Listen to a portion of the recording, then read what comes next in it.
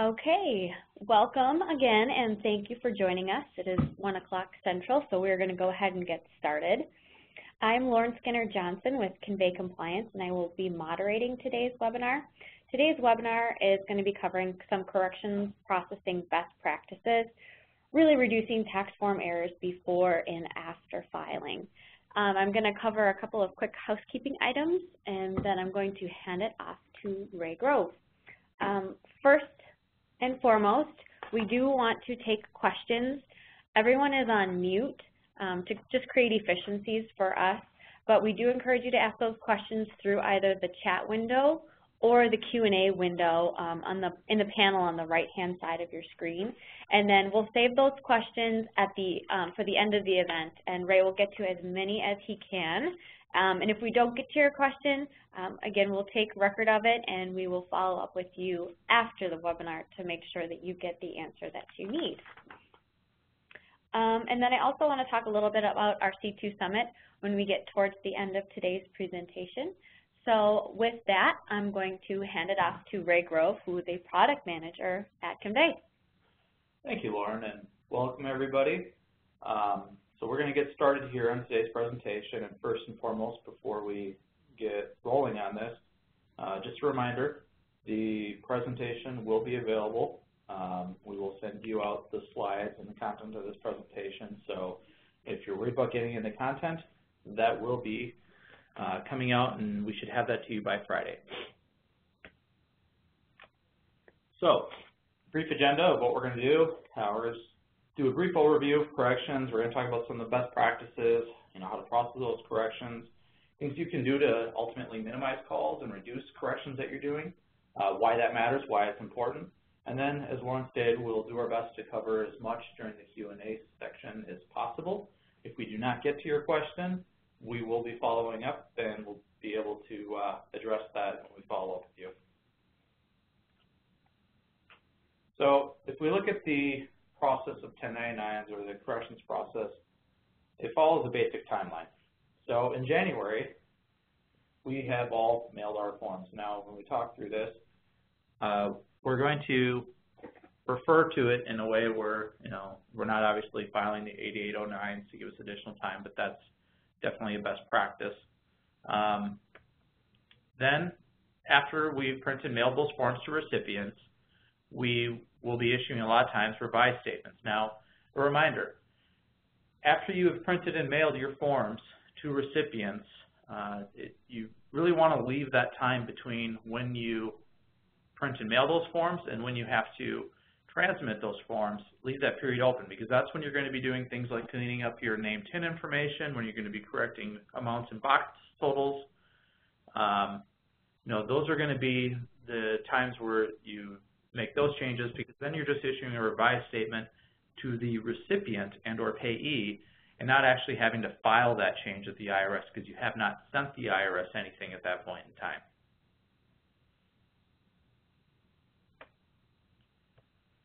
Then, April 1st, the IRS filing is due.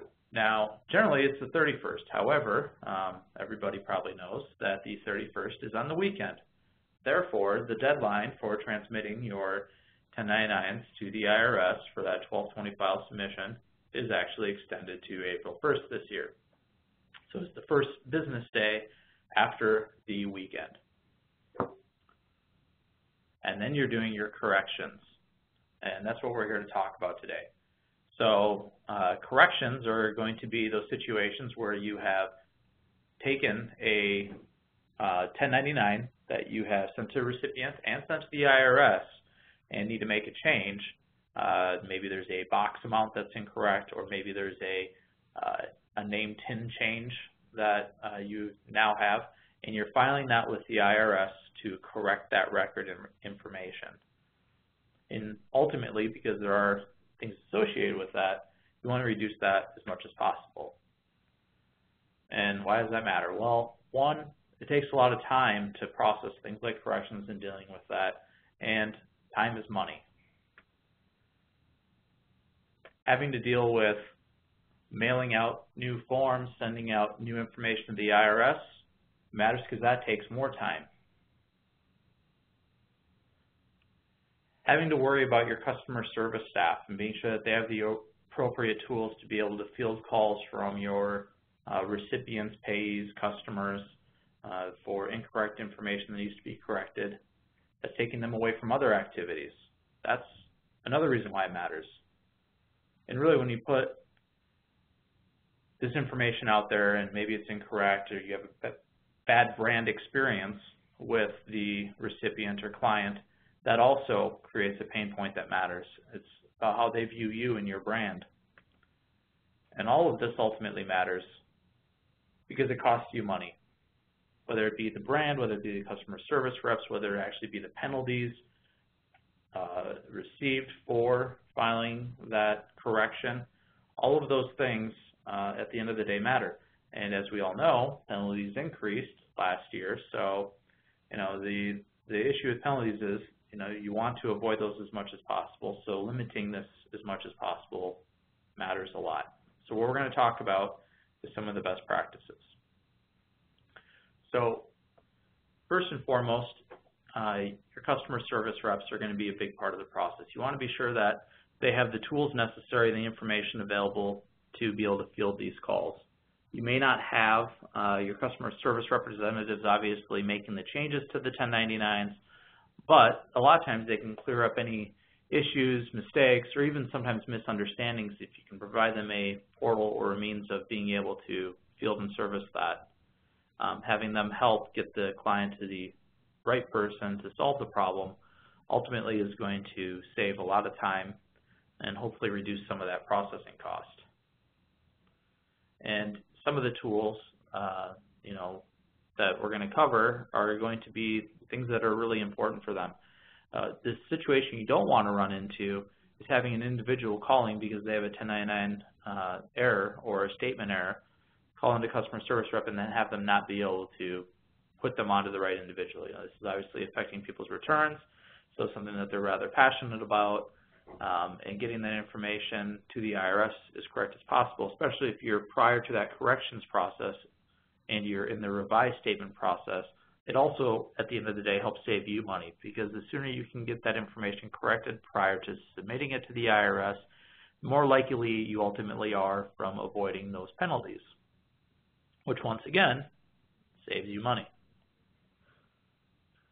So how do you minimize those calls? So, there's a lot of great tools. First and foremost, one of the best practices is form inserts. You can also have information directing people to an online portal, having some information on your website that explains why somebody might receive a 1099, what it is for. But having 1099 frequently asked questions, why did I get this form? How do I contact you? What is the IRS collecting this information from? What are the reasons for this? These are a lot of the common questions that if you haven't sent a 1099 to somebody before, maybe they aren't used to receiving them, reducing the calls on what is this and why did I receive it is something that inserting that with the form is definitely a good practice. This is also the kind of information, having a 1099 FAQ that would be also valuable to your customer service representatives. So if somebody calls asking about this information, providing them the training and the tools necessary to be able to address those questions and problems is going to be ideal as well.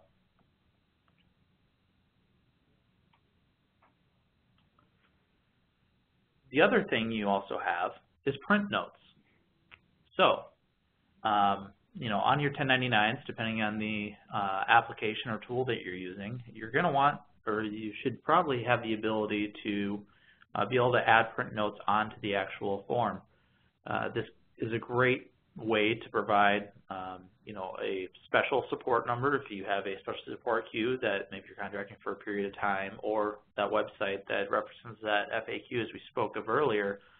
It's a really easy way to provide that information on the form so people know where to go and who to talk to.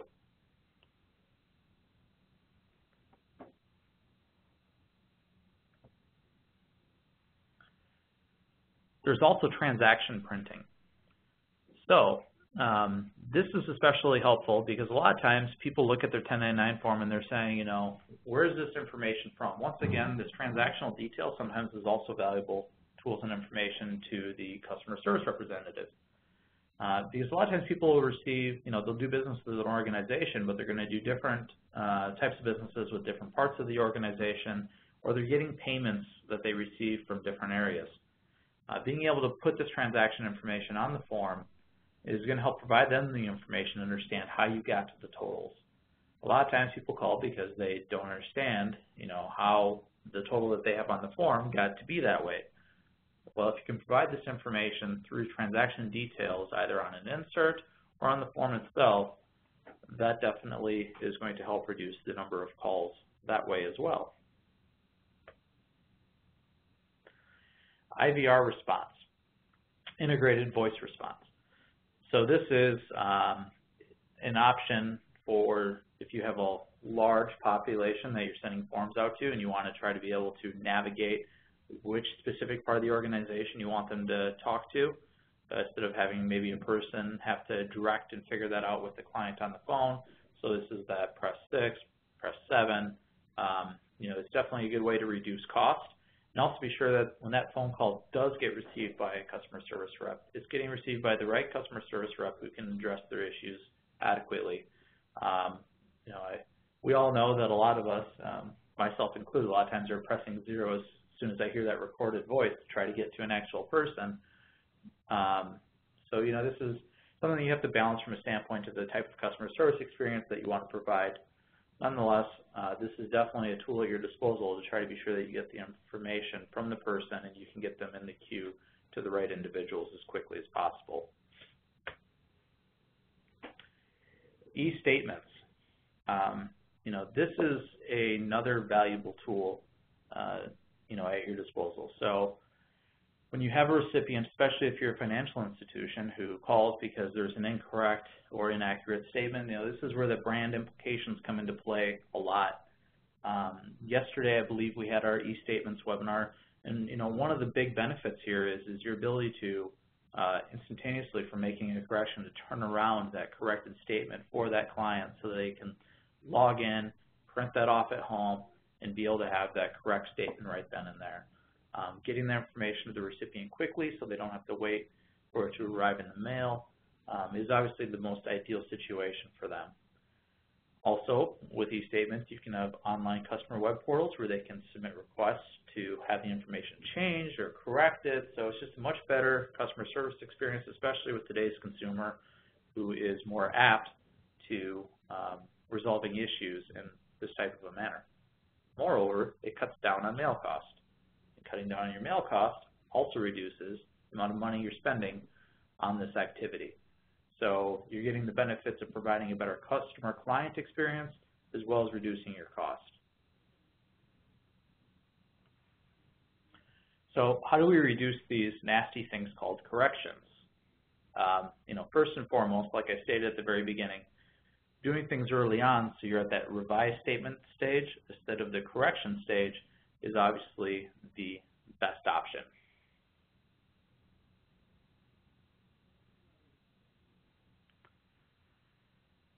First and foremost, data validation.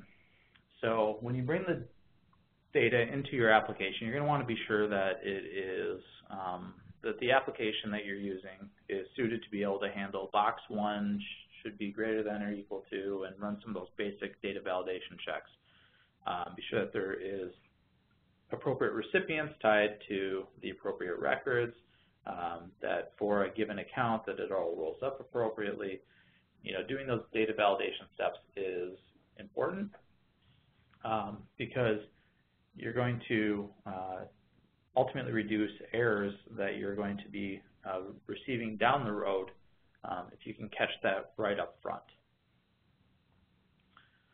And one of the ways to be able to make this a more manageable process too is with your 1099 reporting solution, be sure that you import those records frequently.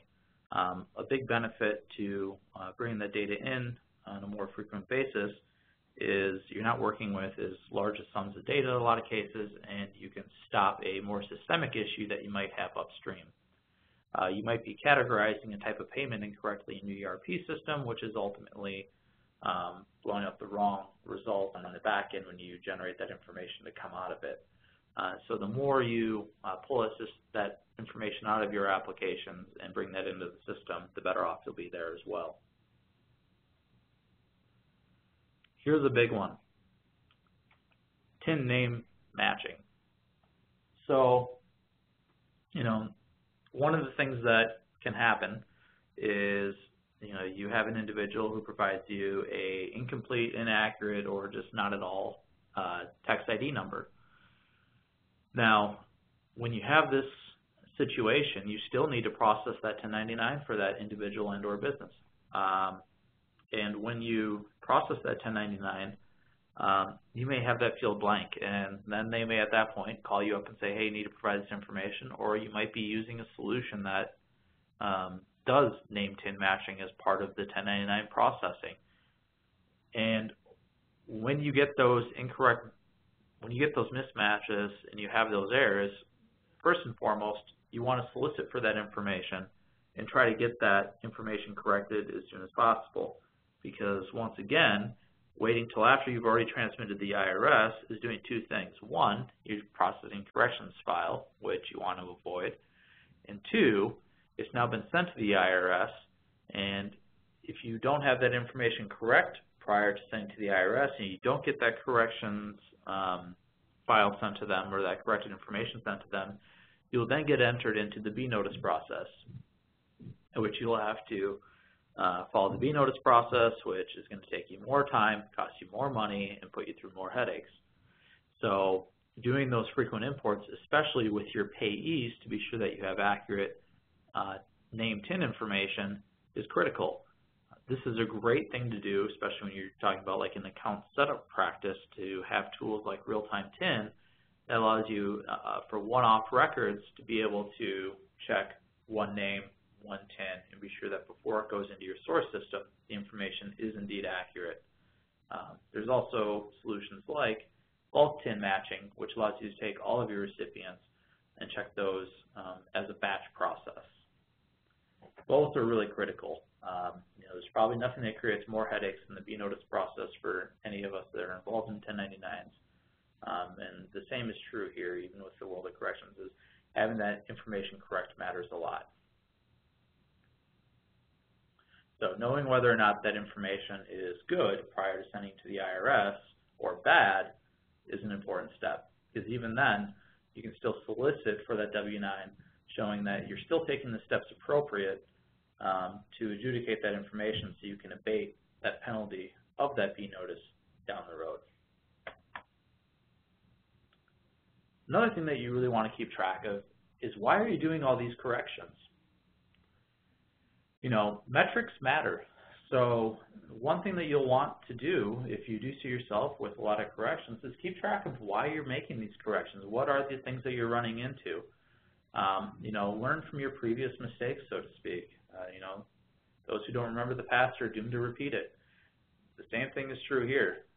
If you don't remember what happened last year, and you don't remember, what kind of issues you ran into, you're going to want to be sure that, you start keeping track of that information, because as you continue to go through year after year after year and you get more data and you have that data to look back at, you can start looking at things, moving forward with that data, looking back and say, okay, well, this seems to be more of a systemic issue. We need to put some more business practices in place here, and ultimately reduce those areas that you have moving forward the next year.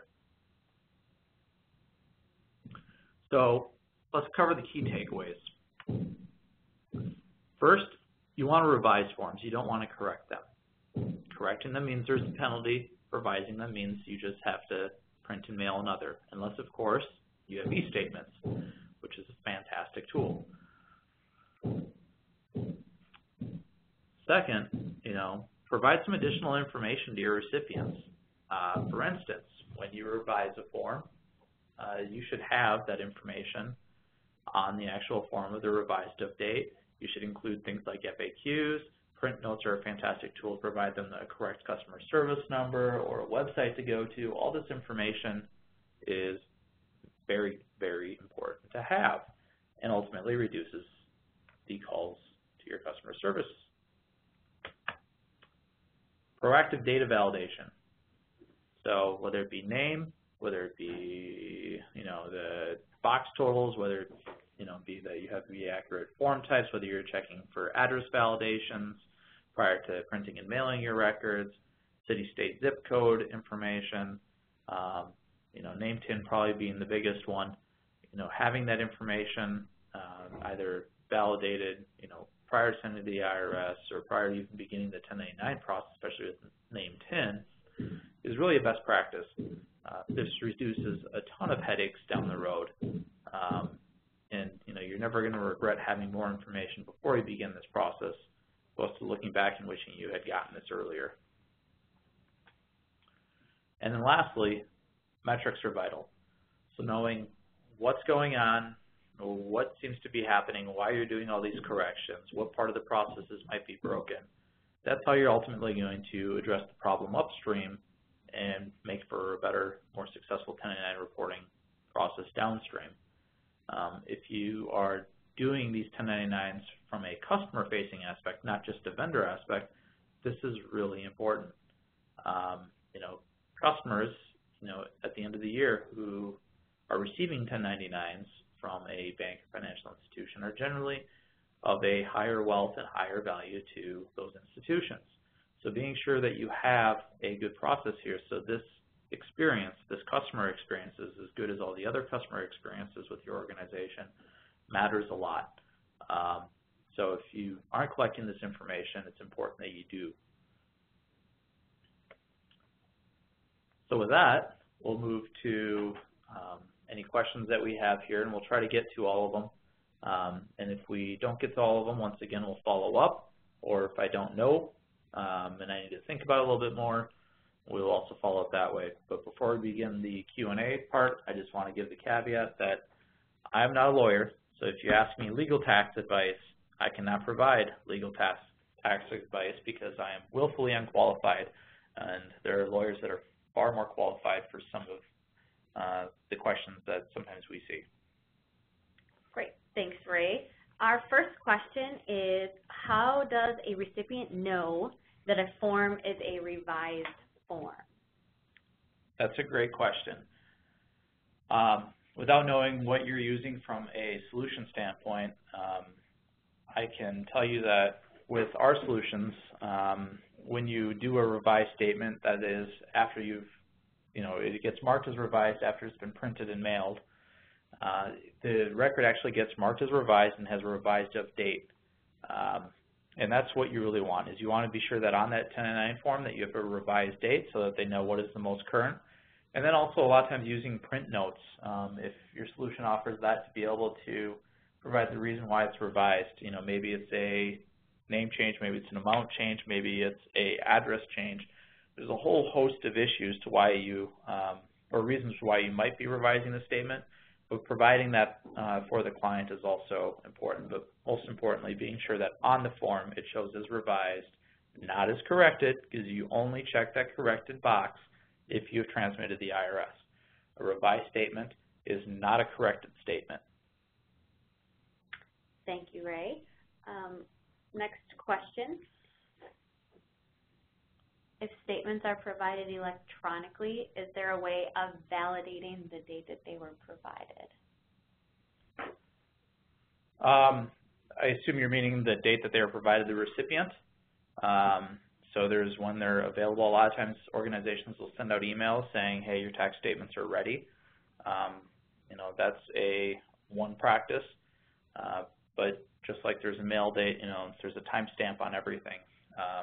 Even when you're making them available via a web portal, when the information and data is there, you can prove when that is.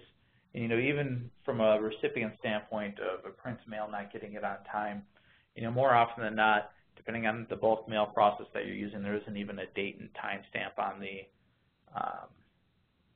actual form or on the letter or mailer that's going out. And that's only really usually an issue from a standpoint not getting those to the recipients early enough when you have a recipient that's complaining. And generally that's a issue that they call you first before they call the IRS, and you can resolve pretty quickly.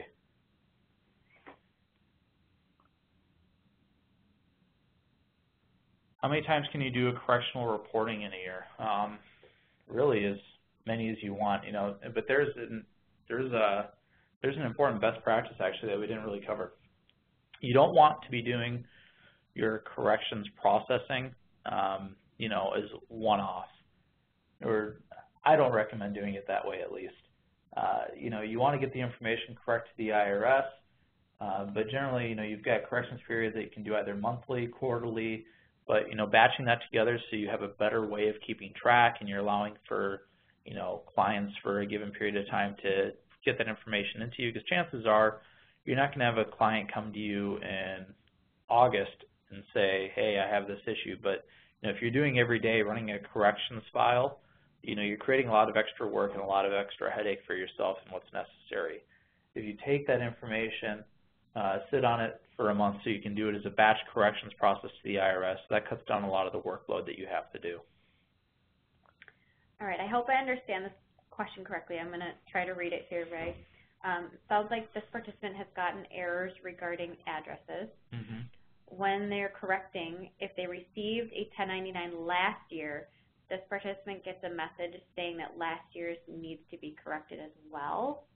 What kind of corrections are those, or what kind of corrections are happening there? Is that unclear? I'm not sure what's going on there, because a address change isn't going to be anything that should flag for a correction or a correction processing. Because when you send the information to the IRS, you're not even sending them a address. You're sending them the individual's name, their tax ID number, the forms, and the totals within those forms, so the total amounts. The IRS never receives the individual recipient's address at any point in the process. Okay, we'll keep that question on hand and we'll make sure to address them. It looks like one of our clients also has a question about Taxport AP. Does Taxport AP have an area for print notes? Yep. Taxport AP does support print notes. It's in the advanced options on how to use that feature. I would recommend taking a look at the user's guide. If you are at the home screen of Taxport AP, in the upper right-hand corner, there is a help button, and that the usage of those print notes is covered in there. If you have any questions or run into any issues, feel free to reach out to our support team. They're here. They're looking for stuff to do.